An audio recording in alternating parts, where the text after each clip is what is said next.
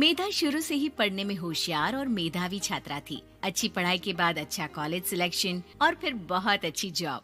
तूने तो मेरा नाम रोशन कर दिया मेधा।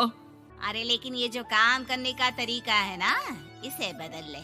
18 घंटे काम करेगी तो कल को बच्चा कैसे संभालेगी? तुम्हारी तरह पागल नहीं हूँ माँ, जो बच्चे और परिवार में फंस जाऊँ। मैं तो जिंदगी खुल कर जीऊंगी। सब कहने की बात होती है बेटा, अपने बच्चे का सुख हर कोई चाहता है। वक्त बीतता है और मेधा की शादी हो जाती है। शादी के कुछ सालों में ही मेधा एक सुंदर से बेटे की माँ बन जाती है। अरे यार, मेरी मैटरनिटी लीव खत्म हो रही है, क्या करे? माँ भी नहीं आ सकती, कैसे मैनेज करूँ? ऐसा करते हैं, इसके लिए एक केयर टेकर रख लेते हैं, वो देखा करेगी इसे। मेधा को पति की बात जंच जाती है और वो केयर टेकर की तलाश शुरू कर देती है। एक दिन उन लोगों के घर एक महिला आती है जो दिखने में पढ़ी लिखी लगती है। जी, क्या काम है आपको? मैम, मेरा नाम स्नेहा है। आपका एड देखा केयर टेकर का, क्या मैं आपके यहाँ काम कर सकती हूँ? हाँ, क्यों नहीं, लेकिन आप तो अच्छे घर की लगती हैं, फिर नौकरी क्यों? दरअसल मेरे ससुराल वालों ने मुझे घर से निकाल दिया क्योंकि मैं माँ नहीं बन सकती और माता पिता भी नहीं है इस दुनिया में। तो अरे अरे, कोई बात नहीं, तुम लक्ष्य को ही अपना बच्चा समझो और यहीं रहना, और किसी भी चीज की जरूरत हो ना तो बता देना। नेहा खुशी खुशी लक्ष्य को संभालने लगती है। रात को जब मेधा घर पर आती है, अरे क्या बात है स्नेहा, तुमने खाना नहीं खाया क्या? अरे दीदी, आपका बेटा टाइम दे तब ना। अरे तो जब वो सोता है तब खा लिया करो। तब तो मैं इसके पास ही बैठी रहती हूँ। कोई मच्छर या कीड़ा काट ले लक्ष्य को तो अब आप पकड़ो, मैं खाना खा लेती हूँ। स्नेहा वहाँ से चली जाती है। बहुत ही अच्छे से ख्याल रख रही है ये लक्ष्य का। मेधा, इतना तो शायद तुम भी ध्यान नहीं देती। मेधा को पति की बात बुरी तो लगती है, लेकिन कुछ नहीं कहती। धीरे धीरे स्नेहा मेधा और उसके पति के साथ बाहर भी जाने लगी। सुनो, स्नेहा को भी बाजार ले चलते हैं, वो क्या है ना, लक्ष्य को देख लेगी जब तक मैं शॉपिंग कर लूंगी। हाँ चलो, वैसे मैं चाह रहा था कि लक्ष्य को लेकर हम दोनों ही चलते।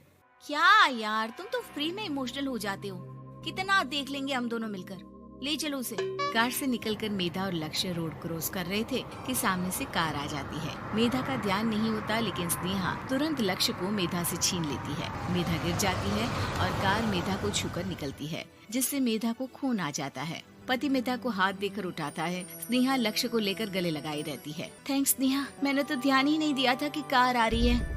स्नेहा का गुस्सा मालकिन पर टूट पड़ता है।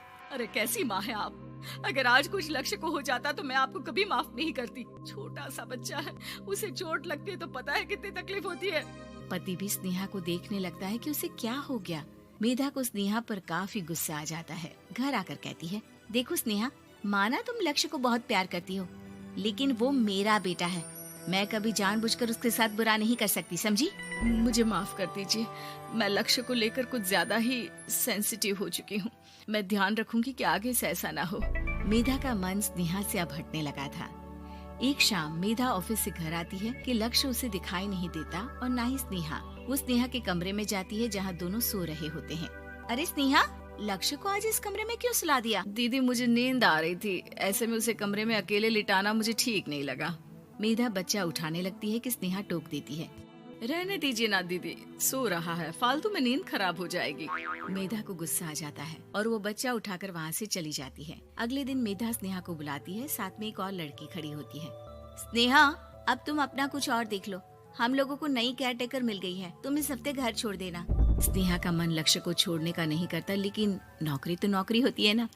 स्नेहा घर से चली जाती है। धीरे धीरे महीने और साल बीतते जाते हैं और लक्ष्य एक नौजवान लड़का हो जाता है। लक्ष्य, आज मुझे मंदिर जाना है, ले चलोगे?